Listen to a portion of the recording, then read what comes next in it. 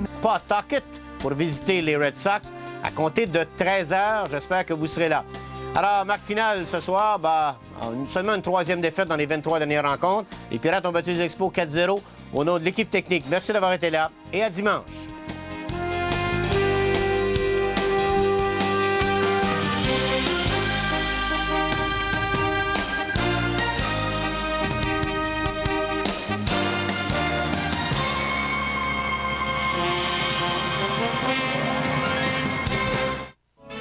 RDS vous invite à suivre Tim Laker et Denis Boucher pour du baseball des plus spectaculaires. Ne manquez pas les futures vedettes des Expos dans l'uniforme des Lynx, alors qu'RDS vous présente le match Ottawa-Pawtucket, dimanche 13h.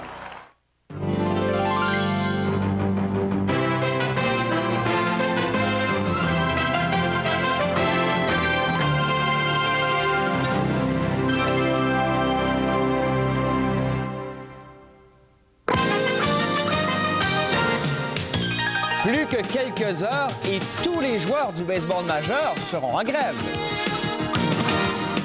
À Pittsburgh, les Expos se butent à Zane Smith avant de faire leur valise. Et au championnat de la PGA, Fred Couples entend bien sauver l'honneur des Américains.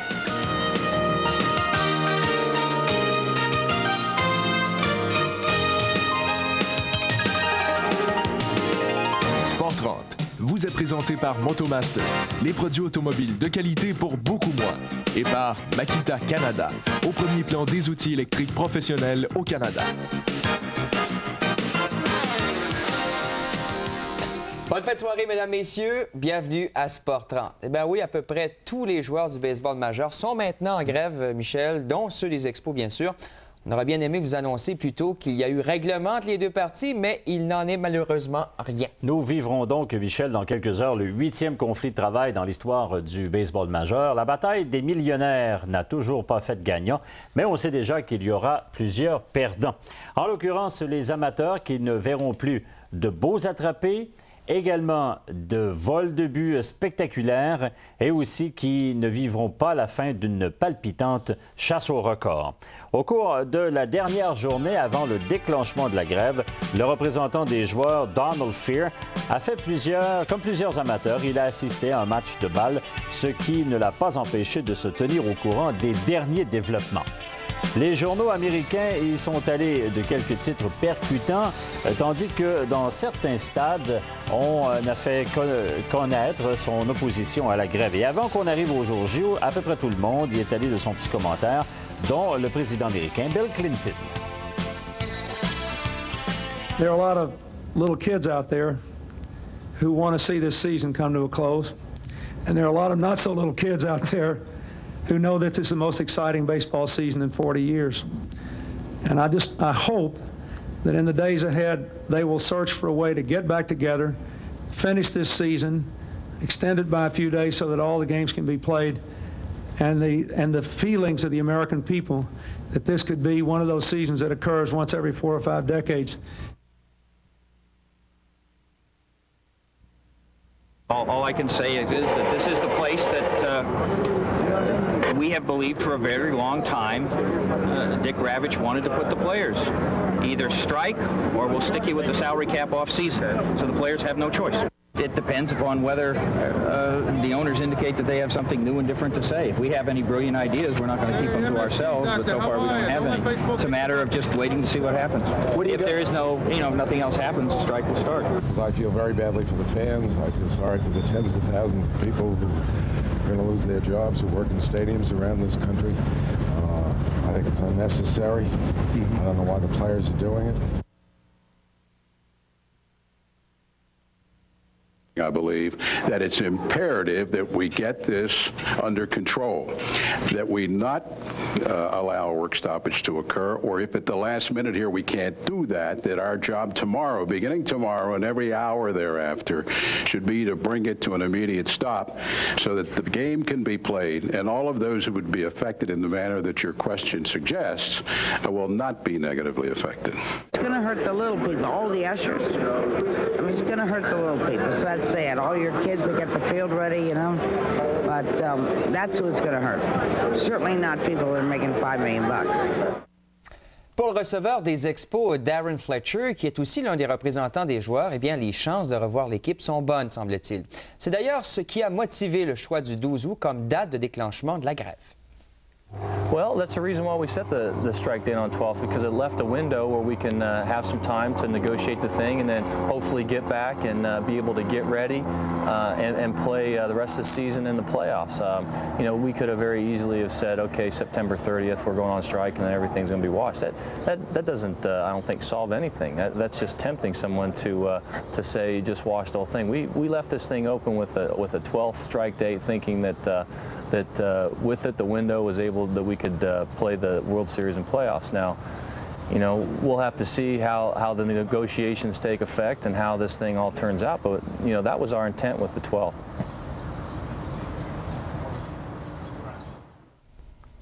Ne restait donc plus qu'un seul match à disputer pour les Expos, le 4e et dernier contre les Pirates à Pittsburgh.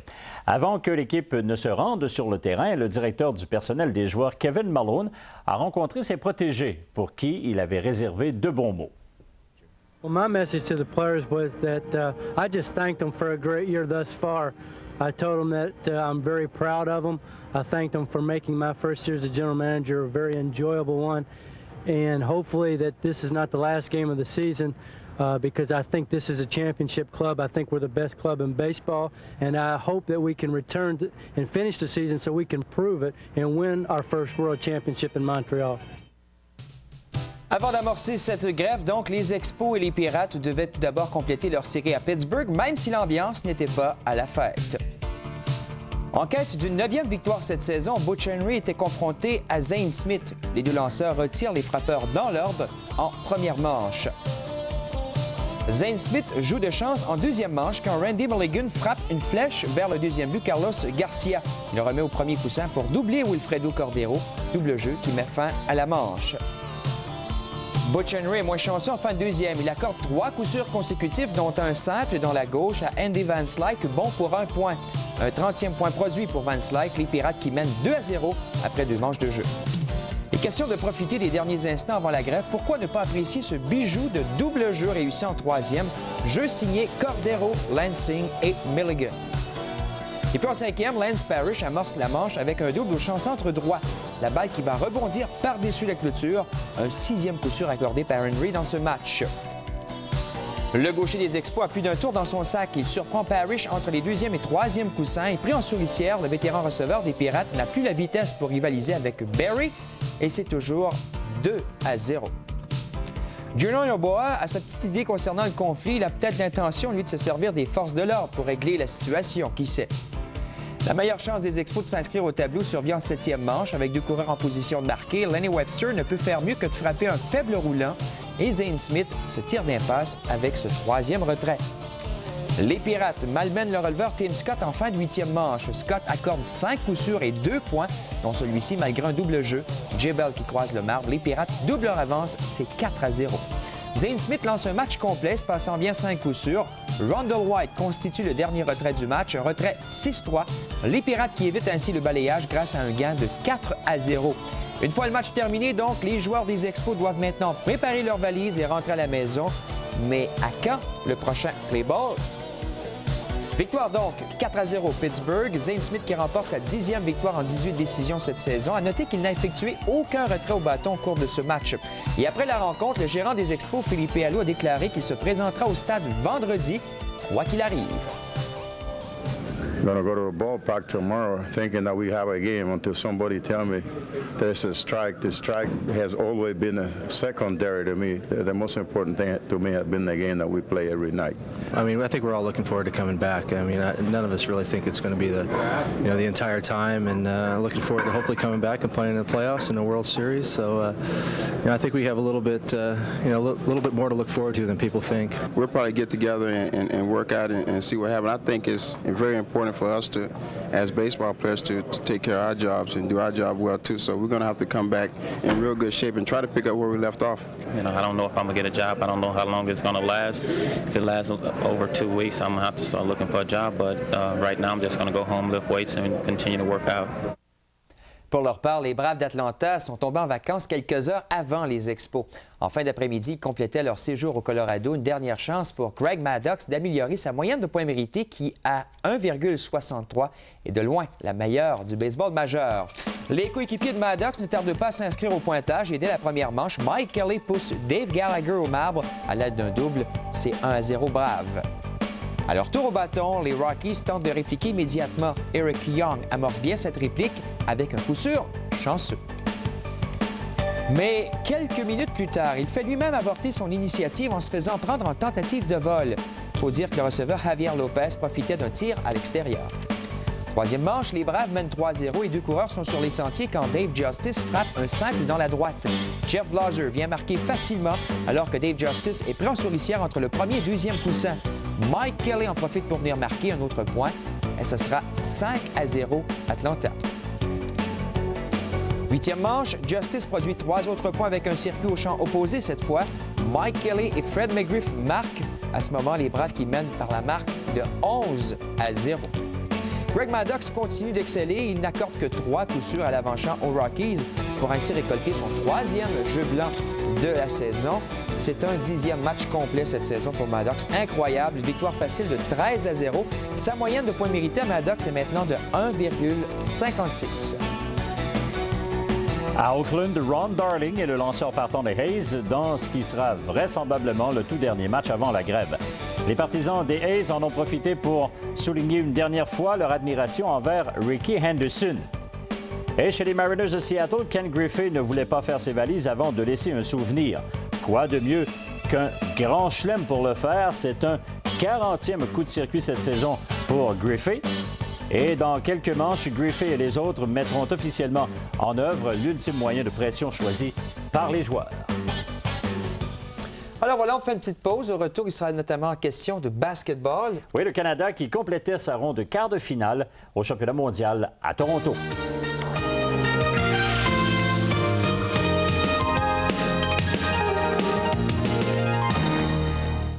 Makita fabrique des outils électriques de qualité conçus pour le vrai monde. Là où une réputation est à refaire avec chaque travail, où les comptes se payent à coups de performance et de fiabilité, où il n'y a pas de place pour les demi-mesures et où la réussite dépend du choix du bon outil électrique.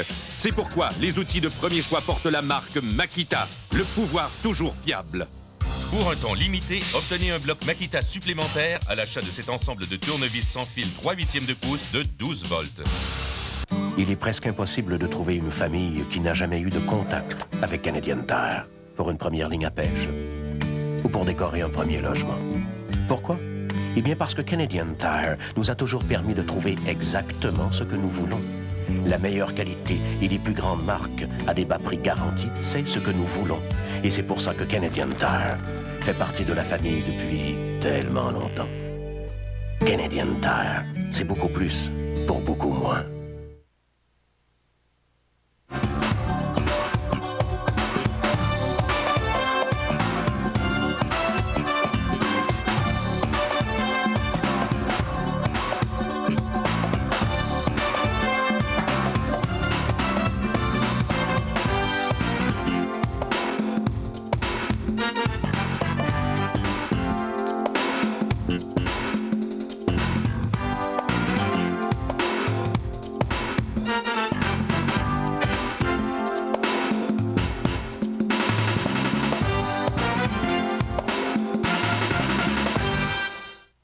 Dorénavant, chaque homme qui se rase a l'Edge de son choix.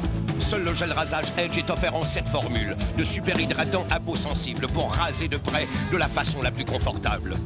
Précision totale, confort total, c'est l'effet Edge.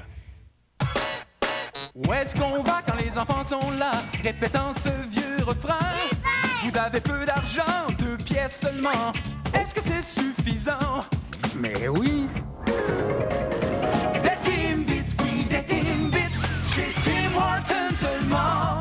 Il y a des saveurs pleines de fraîcheur. Il y en a bien une qui fera votre bonheur. On trouve toujours le temps pour des Timbits. Quel goût vous rend gaga? Ils attendent patiemment le moment où ils vont se lancer dans la mêlée. Attrapez l'action de la toute nouvelle Ligue canadienne de football ce vendredi 21h30, alors qu'RDS vous présente le match entre les Esquimaux et les Rough Riders.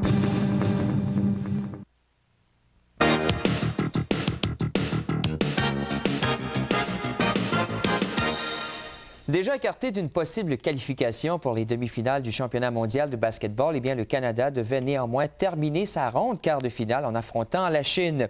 L'objectif des Canadiens est désormais de terminer au 5e rang du classement général. Première demi, les deux équipes se talonnent. Le jeu se déplace rapidement d'un bout à l'autre du terrain et personne ne réussit à creuser l'écart de façon significative. Et avec moins de 3 minutes à faire, le Canada marque 7 points sans réplique, ce qui lui permet de prendre les devants 43-37 à la mi-temps. Puis, dès le début de la deuxième demi, les Canadiens prennent le contrôle du match, enregistrant une autre séquence de 7 points. Les Chinois semblent alors frustrés par la situation et commettent des fautes qui finissent par coûter cher. Et rapidement, le Canada a une avance de 20 points. La Chine n'est pas en mesure de franchir la muraille canadienne et doit s'incliner devant le Canada qui sauve ainsi son honneur à la grande joie de ses partisans. Victoire de 90-58. Le Canada qui termine donc la deuxième ronde avec une fiche d'1 victoire et 2 défaites. Son prochain match sera contre l'Australie pour déterminer les 5e et 6e places. Et dans l'autre match, le Porto Rico s'est incliné 94-81 face à l'Australie en quart de finale. C'est maintenant confirmé que la grève du baseball dure longtemps ou non. On ne reverra pas Jeff Bagwell des Astros de Houston avant 5 semaines. Moins de 24 heures avant de tomber en grève, Bagwell faisait face à Andy Benes des Padres. Le candidat au titre de joueur par excellence a reçu un tir directement sur la main gauche. Il a décidé de rester dans le match par la suite, mais en 5e manche, il a quitté le stade pour l'hôpital où on a décelé une fracture à un doigt. Maintenant, jugez vous-même s'il y a eu vengeance. Lorsque Darryl Carl des Astros a reçu ou a atteint Craig Shipley directement sur le casque protecteur, et dans ce cas-ci, plus de peur que de mal. Maintenant, les deux équipes se sont retrouvées pour un dernier rendez-vous avant la grève. Les Astros n'entendaient pas à rire, les Padres non plus. Derek Bell y va de son plus bel élan, c'est loin dans la gauche, un circuit de 2 points, alors que Tony Gwynn l'accompagne au marbre. En 3e manche, les Astros réduisent la marque à 5-2 lorsque Luis Lopez rate son relais au premier but pour le double jeu et Milton Thompson en profite pour croiser la plaque. Les Padres ont gagné 8-6 et cette défaite prive les Astros de passer en tête de la section centrale devant les Reds. Houston demeure à un demi-match. À Cincinnati, le partant Ramon Martinez a battu les Reds pour la 3e fois cette saison. Martinez a été appuyé par Tim Waller qui a donné les devants aux Dodgers avec son 23e coup de circuit de la saison, son plus haut total depuis la saison 1987, à l'époque où il évoluait avec les Expos. Les Dodgers qui vont l'emporter par blanchissage et s'en vont en grève avec une avance de 3 matchs et demi du premier rang de leur division.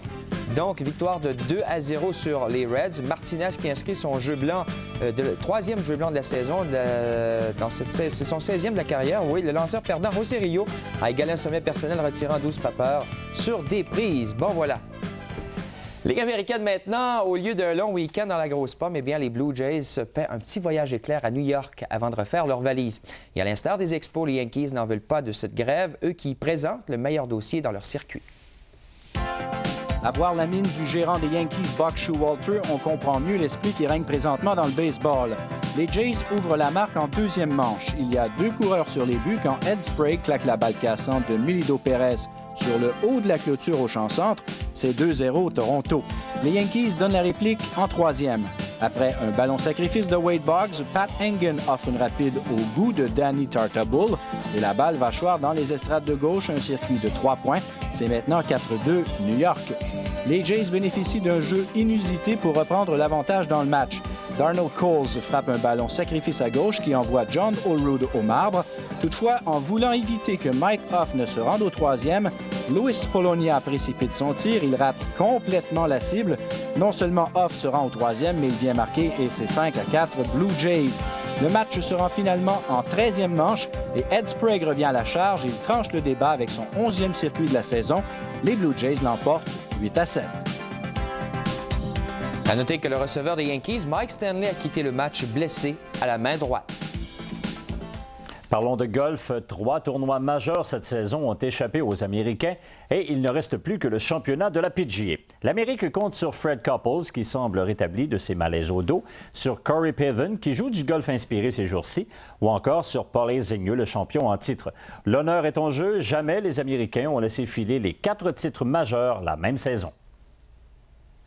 Paul Azinger a connu un premier 9 atroce en commettant 5 bogeys. Il s'est toutefois repris sur le 9 de retour pour terminer à 75, 5 au-dessus de la normale. On a bien failli assister à un trou d'un coup au 8e trou. David Guilford envoie son coup de départ tout près du fanion. Il réussira le birdie facilement. Guilford a terminé la journée à -1 tout près du sommet. Ce championnat de la PGA est marqué par la 37e et dernière participation du vénérable Arnold Palmer. Palmer n'a jamais remporté le championnat de la PGA. Il a terminé 2e en 2 occasions. Après 5 trous, il était déjà à +4. L'Écossais Colin Montgomery s'est hissé au haut du classement. Il a joué 67. Montgomery a su composer avec les verts très capricieux du Southern Hills Country Club de Tulsa, en Oklahoma. Un de ceux qu'il faut considérer comme favori ce week-end, Greg Norman, a eu moins de veines sur les verts qui ont semblé lui causer des maux de tête. Norman a joué la normale. Le gaucher Phil Mickelson a également très bien joué. Son plus beau coup d'éclat est survenu au 16e trou, un long putt qui lui a conféré un dossier de -2. Le coup du jour revient toutefois à Fred Boom Boom Couples. Admirez ce coup avec le bout de son fer droit, une très belle dextérité qui conduit la balle directement dans la coupe. Ça avait même l'air facile. Ajoutons là-dessus que les vétérans Jack Nicklaus et Arnold Palmer ont joué 79, soit 9 au-dessus de la normale. Et rappelons que jamais un Européen n'a remporté la victoire au championnat de la PGA. Maintenant, les membres du circuit féminin disputent ce week-end de l'Omnium britannique. Pamela Wright et Chris Chetter se sont emparés des commandes à l'issue de la première ronde. Elles ont ramené une carte de 68, 5 sous la normale. Course automobile maintenant, l'écurie Benetton Ford risque d'être expulsée de la compétition internationale pour avoir modifié son système de ravitaillement et ce, sans autorisation. Cette modification aura été à l'origine de l'incendie de la voiture du Néerlandais Verstappen au Grand Prix d'Allemagne. La FIA a confirmé que Benetton avait retiré le filtre de l'embout du tuyau de remplissage sur la voiture de Verstappen sans son autorisation. L'écurie Benetton a pour sa part reconnu avoir procédé à cette modification avec l'accord d'un délégué technique de la F1, Charles Whiting. Et toujours en F1, le pilote Éric Bernard de l'écurie Ligier revient de loin. Victime d'un grave accident au Grand Prix du Japon en 1991, Bernard a réussi le tour de force de revenir en F1. Et sa 3e place en Allemagne signifie en quelque sorte la fin de 2 années de misère.